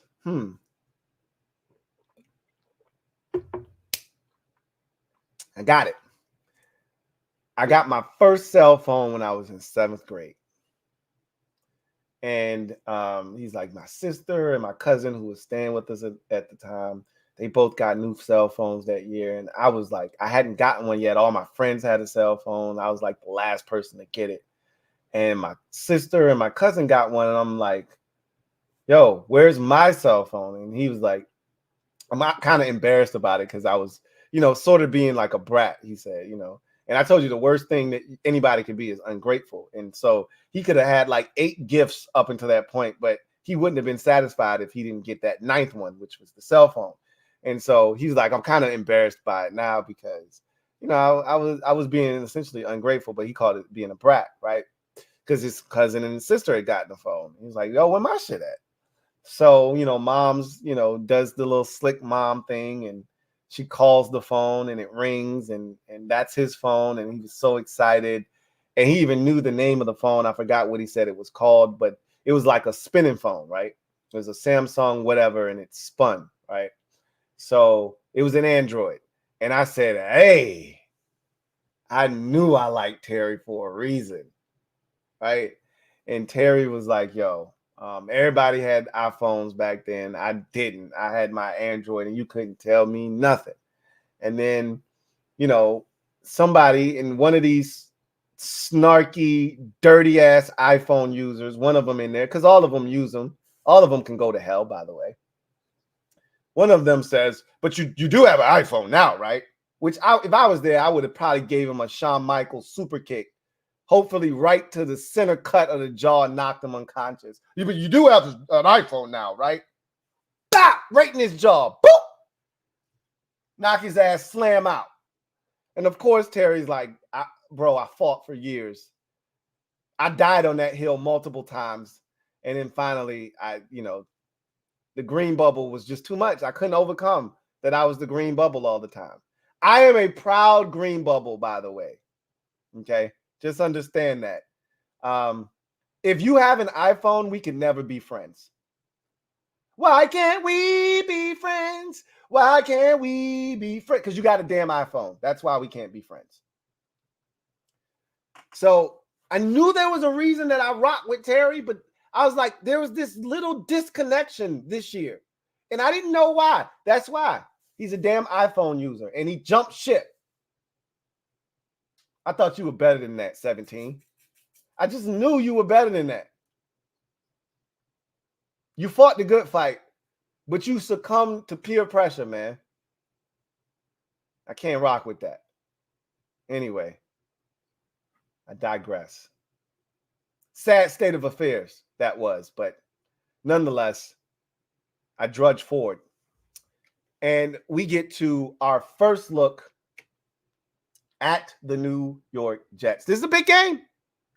This is a big, important game, as we talked about already. So we've already talked about the quarterback situation for the Jets. And at the end of the day, Zach Wilson playing or not playing could be the difference between us winning or losing this game. Now, the Jets defensively are good enough to take over this game, dominate our offense, force 2 or 3 turnovers, 2 of them go for touchdowns, and they could win the game on defense by their damn selves, right? Fully capable. Don't know what the weather is going to be, but I know on the East Coast over the last month or so, it's been wet every single Sunday. Every damn Sunday. I was so glad Washington was out on the left coast this past weekend because if they were home, it would have been another wet and nasty affair, and I'm sick and tired of watching them shits. Every home game feels like it's been wet this season. Arizona was wet. Buffalo was wet. The Bears game wasn't wet. It was at night. The Eagles game, the second Eagles game, wasn't wet. That was the most beautiful day I think we've had at home all season. That game against Philadelphia was gorgeous. The Dolphins game was wet. And the second Giants game, I believe, was a little damp too. Yeah. So it feels like every damn home game almost has been wet this year. It's crazy. And I've been watching a lot of the games on the East Coast here of late, and just thinking to myself, damn, another, like, Baltimore's games have been wet. Pittsburgh's games have been wet and nasty. All of the Jet games, all of the Giant games have been wet. New England's games have been wet and nasty. I hope we get a clean game weather-wise. Can it just be dry? Because if it's wet and nasty, that favors the Jets. I'm just going to tell you that right now. If it's a clear, blistery but clear day, that favors us. Zach Wilson being out of the lineup, that favors us. Here's what I am scared about, though. Any team with a number one, a guy that even remotely resembles a number one wide receiver, he's going for a bill. Easy. Right? Easy going for a bill. They got a guy by the name of Garrett Wilson. You may have heard of him. He's pretty damn good. And despite whomever may be at quarterback, he's good enough to do us. And so with our secondary being in shambles and continuing to give up big plays every week, I'd like to think that there's at least one or two big Garrett Wilson plays in this game. That could be the difference, right? Look, the biggest key to the game, obviously, is Washington's offensive line against that Jets front. It's ferocious. That Jets defense in general is just flat out nasty. This feels a lot like the two Giants games where it could get ugly, especially the first one. This one could get ugly like the first Giants game because Robert Saleh sees food. He looks at Washington's offense and he sees food. He's like, bro, we got to eat this week, man. We are starving. We got shut out last week. We gave up 30. I'm starving, bro. And he looks at the menu and he says, oh, shit, the Commanders are coming to town. And he's already got out his fork and his knife. He's got his napkin tucked nice and tight. He's ready to grub. And we look like food these days, so I'm nervous for Sam. Like, I really was like, yo, go ahead and start Jacoby this week. Shit, go ahead. Start him up. Leave my guy out of this. But if he wants to prove that he can get it done, this is as good a defense as you can prove it against. If you're going to stand in there and be a tough guy, this is not the week to stand in there and be a tough guy. But if you really want to show you got some balls, some big kahunas, this is the week to do it. Because they're going to come. Like, if Nick Gates is starting at center, this shit finna get ugly, bro. I mean, wait. But anyway, I digress. Let's get to social media maneuvers. I'm a midday marauder. Let's see what you guys have to say.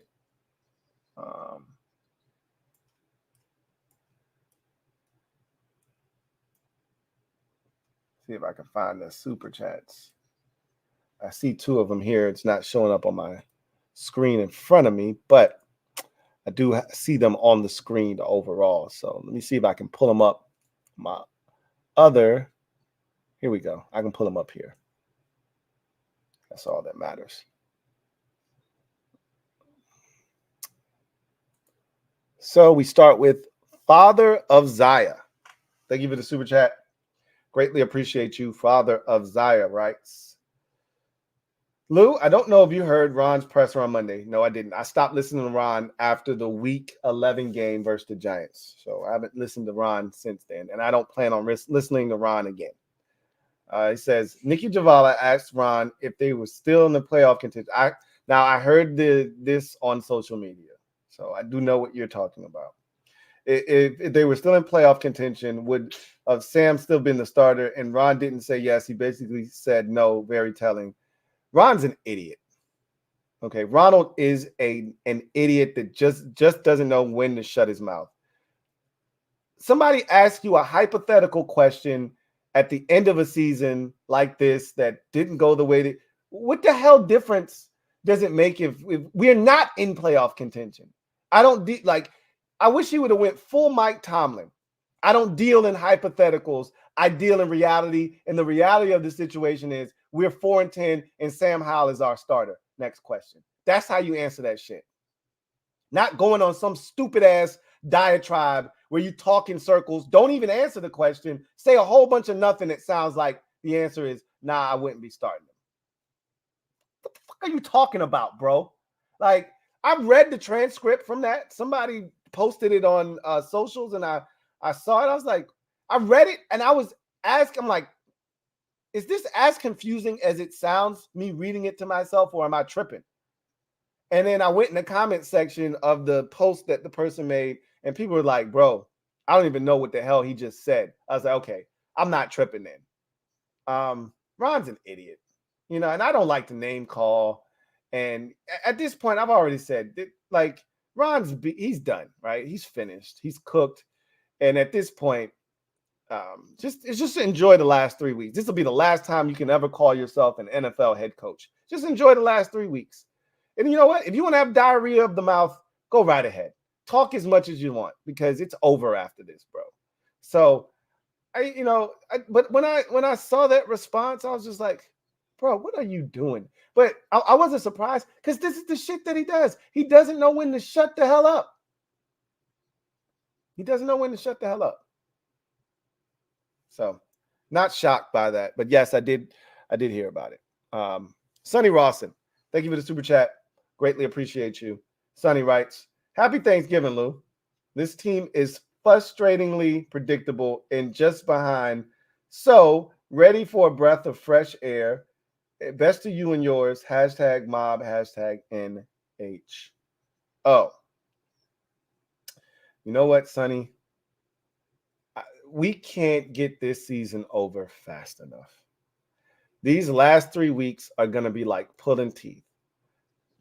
Watching these games in watching football, my favorite team play is not supposed to be a chore. It's not supposed to be something that I'm doing reluctantly. Like, I didn't even put Washington on the big screen on Sunday. I put them on the computer screen. Like, I got Bills and Cowboys on my big screen. I was a part of the ratings for the game in the DC area, in the DMV area. I was a part of the ratings for Bills Cowboys. Like, I had that on the big screen. Like, I'm not watching the Rams and the Commanders on the big screen. Yeah, right. Put the game that matters on the big screen. I enjoyed that much more than our game because I watched the Bills systematically destroy and dismantle and disassemble the Cowboys. That was way more enjoyable than the shit I was watching on my computer monitor. So, these last 3 games, just like the game last week against the Rams and the game before that against the Dolphins, these shits are torture to watch. Again, once they took Sam out, ask anybody in the MOBB. I didn't make another comment after he got taken out of the game. I was done. Oh, you took Sam out? Well, I ain't outside no more. Let me go inside, go get a cup of hot chocolate. Let me go sit by the fireplace, grab a blanket, warm up. I've been outside for a long time. Baby, it's cold outside. You took Sam out? Oh, I'm going inside. I got no reason to be out here, man. Like, it's rough. And all I got left is Sam. And if you take him from me, I got nothing left. It was good to see Duron play well. It was good to see KJ Henry flash. It was good to see Terry make plays. But I don't have much left, man. This team is so predictable. That's why they're going to win on Sunday. We can't even do the little things like lose correctly. Yeah, this team is so predictable. Like, if we're really going to put the Snyder era behind us and the last stench of it is Ronald and company, this is the only way you can go out is by winning here and effing up the chance of getting the number 2 overall pick. Isn't that so? Dan Snyder era Washington Redskins / football team / Commanders. Isn't that like, I remember laughing about Lovie Smith, like giving the biggest FU possible to the Texans for firing him in week 18, his last game. The Texans have the number 1 pick sewn up. And they've been starting Davis Mills all year. Boy, is it bad. We all know, because guess what? We beat Davis Mills really good. It was one of our few comfortable wins we've had in the last 3 seasons or so. Won 23-10. And so they get to the last game of the season. They got the #1 pick. All they got to do is lose, right? And Lovie Smith goes out, rallies the troops, and they win in come from behind fashion, no less, over Indianapolis to win their 2nd game of the season, getting or third, I think it might have been the 3rd game of the season, getting to the #2 overall pick, allowing the Chicago Bears, who ultimately traded the pick, obviously, to Carolina. But that's how the Bears got to the #1 pick. Is Lovie Smith decided on his way out, F you, left them a nice big middle finger on his way out. You gonna fire me? Take the #2 pick overall. Couldn't you see Ronald doing that on the way out? You're gonna get rid of me, huh? Take the #7 pick instead of the #2 pick.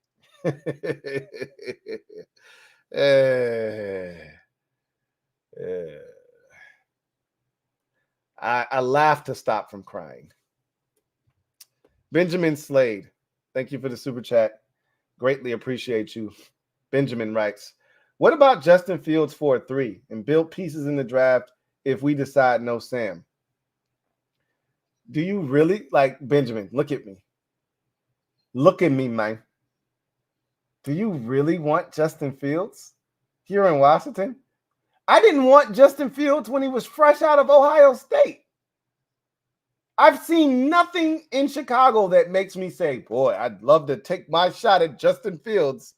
I think he'd be perfect in, say, Atlanta if they don't fire Arthur Smith. I think he'd be perfect in Arthur Smith's offense with the playmakers that they have, putting Bijan Robinson and Justin Fields in the same backfield, and him having an opportunity to throw to Kyle Pitts and Drake London. I think he'd be the perfect addition. I thought they should have drafted him instead of Kyle Pitts anyway, but that's nor here nor there. They got a chance to right or wrong.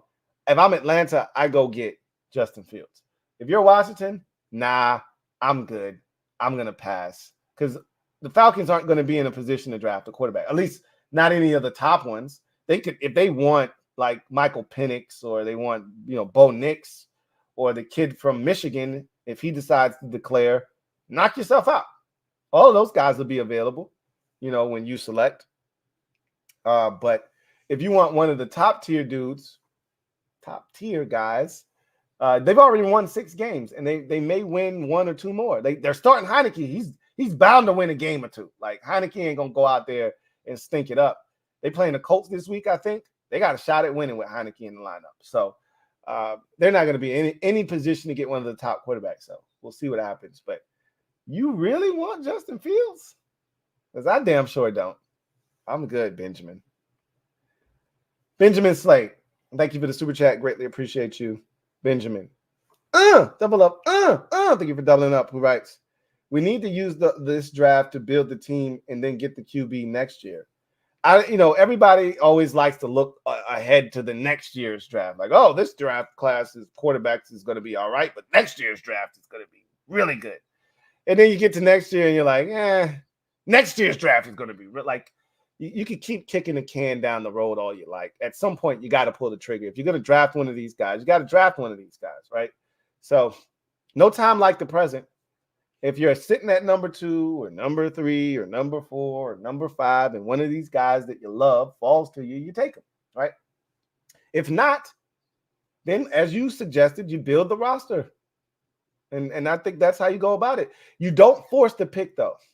You don't draft a quarterback for the sake of saying I drafted a quarterback. If you love the guy, you've done your homework, you've talked to all the people you need to, you love the film, you think he's a great fit for the offense that you're bringing in, if that's Ben Johnson or it's this guy or it's that guy or it's Bobby Slowick, whoever you decide to bring in here, and you think that quarterback's a great fit for that particular offense, great, make it happen.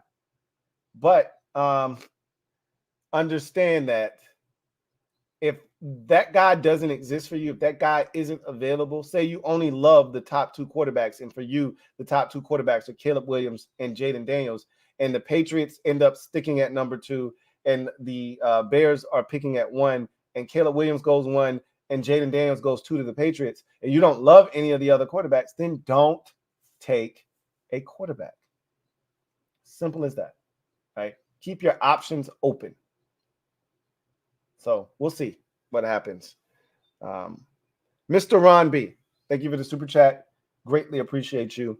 Mr. Ron B writes, hey, Lou, what's up, Mr. Ron B? OG, triple OG. Not much to say other than to wish you, your family, and LTN supporters a happy holiday season. Likewise, Mr. Ron B. I was going to get to that towards the end of the show. I appreciate that sentiment, and this is my favorite time of the year. I've told you guys this many times. Try not to get sentimental on you guys too often. But, you know, during this time of the year, I'm always reflective of the year that was. And I've seen great growth in 20.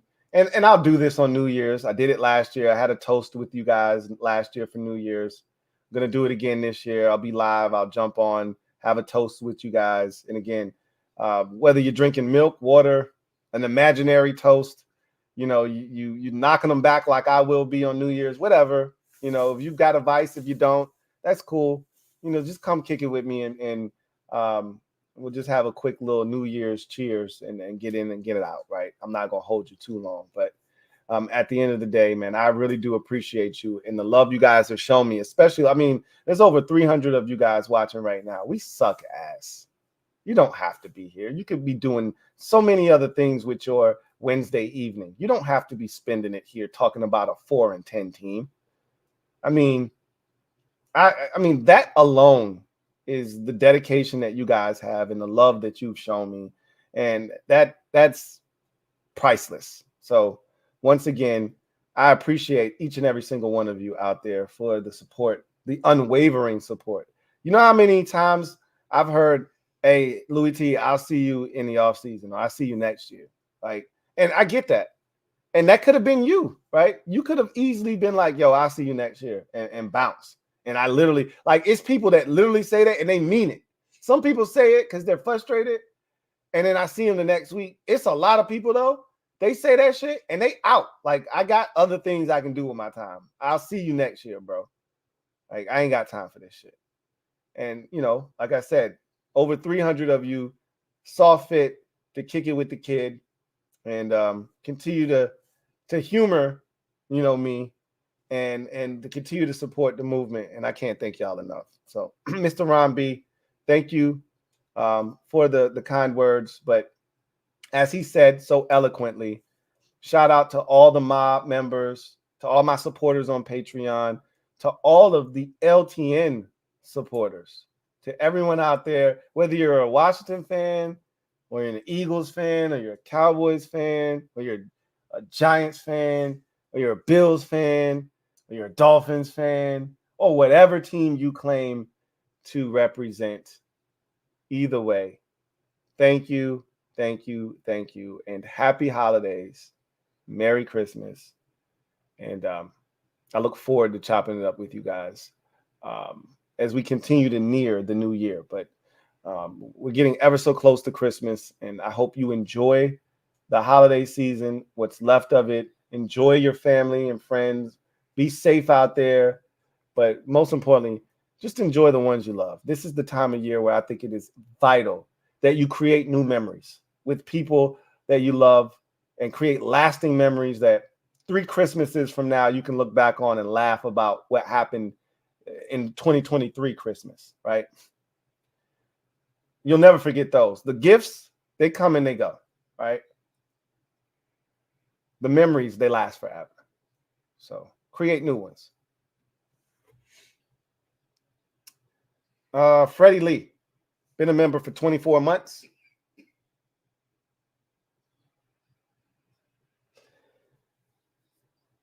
Thank you for being a member of the MOBB, who writes, we need a left tackle, a left guard, and middle linebacker with our first 3 picks.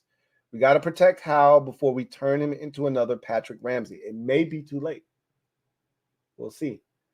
Don't want the new regime to give up on Hal. Give him the tools to succeed first. That's how I feel. But if you want, and I told you, I don't care how the Final Four games go, but it's not about what I think or what I care about. It's what the next group comes in here and assesses. And he needs to play well for them. For me, I've seen enough to try to build around Sam to hit the reset button and give him another chance next year. But what I think and what I want isn't important. It's what the next group wants that matters. And unless he shows them something down the stretch to break up this monotonous stretch of football where he's turning it over, being inconsistent, looking skittish, looking like damaged goods, unless he does something to quell that, to change the narrative back to where it was earlier in the season where we say, hey, we might have something here, you're making it easy on the next group to come in here and say, nah, Sam ain't it. So I would make one alteration to your list. I think you got it. Your first 3 picks, you have to take a defensive end. You can't go in the next season without a top flight defensive end. And the deeper you go into the draft, the less likely it is you're going to find that guy. Not saying you can't find one in the 3rd round. Not saying you can't find one in the 4th round, but it becomes increasingly harder to find that guy as you get deeper and deeper into the draft. I would love them to select the defensive end with one of those 2 second-round picks. They're going to have 3 because they're going to trade Jonathan Allen. You got to get one of those 3 second-round picks to be a defensive end, especially if you're moving Jonathan Allen. You're going to need some more. You're going to need some more presence on that defensive line because Deron Payne can't do it by himself. So, and we know Fedarian Mathis ain't it. Yeah, we do know that too. So it'd be nice to add another guy inside that could be a difference maker. But we'll see about that. Zoe Life, No Life. Thank you for the super chat. Greatly appreciate you. Zoe Life, No Life writes, you know your shit is bad when Louie starts cursing. I didn't curse that bad. I did curse a little bit. I hope we can unite as fans when the new regime comes because right now we are so vulnerable and directionless. I don't know if that'll ever happen with this fan base because of how split we are and how much PTSD we have. We've been beaten up so badly over the last 2.5 decades. I don't know if you can get everybody. And I think the biggest issue with us now is that there will always be fans that will never be the same because the name isn't Redskins anymore. So even if we start winning, you'll still have, some fans who I won't claim, by the way. If you're still crying about the name and this team has started the season off 8-2 and you're still over here, change the name. You're the type of person that I'm like, hey,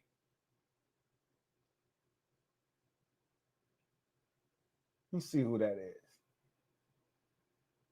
So if I run into you, you might catch a Miami style in the back of your dome piece. Let's see who that is. Or I just know to avoid you. So I can't deal with that kind of incompetence, right? My main mission, my main goal is to win. I don't give a shit about nothing else, to be honest with you. I just want to win and win big, right? But it's always going to be people like that. Change the name, So we're very directionless right now. We don't know we just want to win. I know that. Most of the fan base, not all of them, most of them just want to win. I told you, we may have different ways of going about accomplishing that feat, but when it's all said and done, we just all want to win, man. We just got different ways of achieving that or ways we think we can achieve that. But when it's all said and done, you might think drafting the quarterback at 2 is the answer. You might, the next guy might think it's drafting a tackle. The next person might be like, yo, we got to get the tight end. To hell with all of that shit. The next guy, we got to take MHJ if he's available, at 3, right? If we're at 3, we're at 4, he's available, we got to take him, right? You just talk to 5 different people and you got 5 different answers. we just know we want to win. Sam Howell's not the guy. That person might be right. Sam Howell is the guy. He just needs a fresh start with an offensive line in front of him that can protect him, and a play call that's not going to put him at risk by throwing it 47 times every week. That person might be right. One of the biggest issues, and this is not just exclusive to our fan base, one of the biggest issues you run into this time of the year, or period, really, with a fan base, is that people are more concerned with being right than what is in the best interest of the team. So instead of whatever is in the best interest of the team happening, they want to be able to say, see, I told you so. And so for some people, they'd rather see Sam Howell fail, and by virtue of him failing, this team fail, so that they can say they were right about Sam Howell. You should have taken Jaden Daniels, or you should have taken Drake May in the draft, or Michael Penix Jr. You should have taken the quarterback. They'd rather see Sam Howell stink it up again next year, just so they can say, see, I told you. And that's the shit I can't get with. You know, as bad as I want Sam to be the quarterback here, if the next group comes in here and they make a change and they draft a quarterback, all right, let's saddle up. I'm ready to ride. Who we riding with? Who is this new dude we got in here? Right? That's how I operate. I was wrong about Sam. If that's the direction they go, I was wrong about Sam, and I won't be ashamed to say it. And we move on. My ego isn't too big where I got to be right. I want to be right. We all want to be right. But I don't want to be right at the expense. If I'm wrong about something, I don't want that. I don't want to be right at the expense of this team being good. I'd rather be wrong and have the team be good than me be right and the team suck. And that's where the biggest disconnect comes for me, is that there are some people that are selfish enough that they rather be right than have the team be, bad, than be wrong and have the team be good. And that's trash, man. That's trash. But I said when Josh Harris took over, the worst thing was he's not going to come in here and get the reception that he deserves, because there are going to be so many demands on him because of so much shit that Daniel Snyder and his regime effed up. They're going to want so many things fixed right away. And that's not fair to Josh Harris, but that's the reality of the situation. They're going to come in. They're going to bombard him with name shit. They're going to bombard him with stadium talk. They're going to bombard him. Hey, you got to get the right general manager. You got to fire Ron Rivera. Like, there's some people that are so upset. I saw some people calling him so trash because he hasn't fired Ron Rivera already. For what? Fire him for what? What's changed in Carolina since they fired Frank Reich? Yeah, they won a game against the Falcons last week. What did he effing do? They won a game earlier against the Texans. I think Frank Reich was here for that, though. But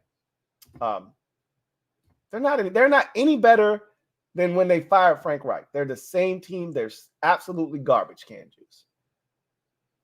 As far as I'm concerned, they haven't gotten any further in their coaching search because, again, all of the prospective coaches are coaching on current teams, and you can't interview them anyway. What's the point?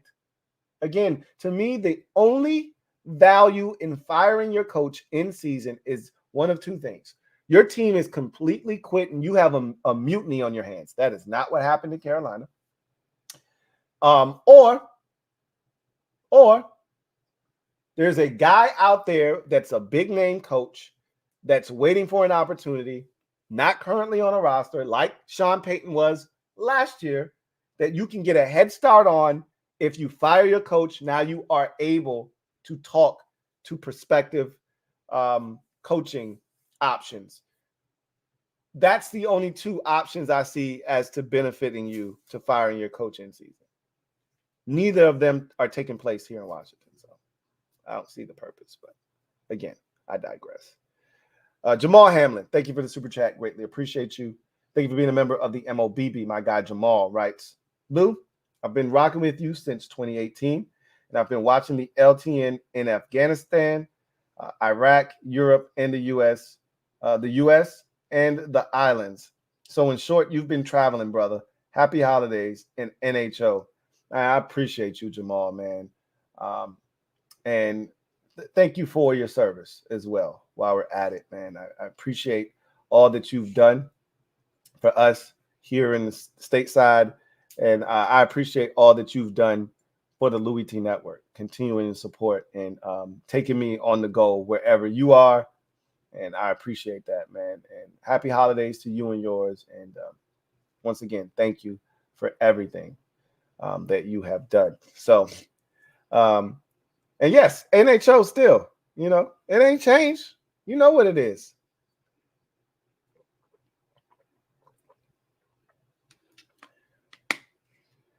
Dylan Hinton, thank you for the super chat. Greatly appreciate you. Dylan writes, shout out to MHU. I never listened to Big L until that episode you did. And man, he's become my current favorite artist. So thank you for that. Hey, Big L was ahead of his time and unfortunately met a very untimely demise. But boy, was he a bad mother. Shut your mouth. Glad, and that's part of what MHU is all about. And for those of you unaware, MusicHead University, the time just hasn't been what I wanted it to be. Obviously, I'm gonna be killing it in the off season, but I wanted to do my Christmas playlist. I just haven't been able to carve out time to do it. Like, I want to do it at a time where I can get the most viewers I can, but I just haven't had time to do that Christmas playlist this year. And I know I promised you guys that I would do it this year. I may have to wait till next year. I don't want to put it out after Christmas. Then it's null and void at that point. So I might just wait till next year. I'll be in a much better space to do it next year. And I'm going to continue to put out content. I got a couple more videos that I have to shoot. Now, I hope to shoot them prior to the holiday weekend, so to give you something to chew on over there. But I appreciate the support, Dylan, man, here and over there on MusicHead University. Really, truly do appreciate you. So that is the last super chat. And so we will get out of here. I thank you guys for joining me here on the latest installment of Commander's Nightly News Live. Tell me what you think about the crystal ball. I expect you guys to probably shred me in the comment section. And I had so much more that I wanted to jot down. And like I said, life was life, and things happened that were out of my control that kind of derailed some more things that I wanted to say and get even more in depth. But that was what I had come up with before I got sidetracked. So leave it down in the comment section. If you want to add to what I said, if you want to subtract from what I said and change it and alter it, give me your crystal ball for the upcoming off season. Leave it down in the comment section. So with that said, you guys take care. Have a good one. Y'all know what it is. Post up. Take command. Until next time, you guys have a good one. Take care. God bless. Good night. Here comes the diesel. Here comes the diesel. There's the snap. Hand to Riggins. Good hole. He's got the first down to the 40. He's gone. The 35, the 30, the 20.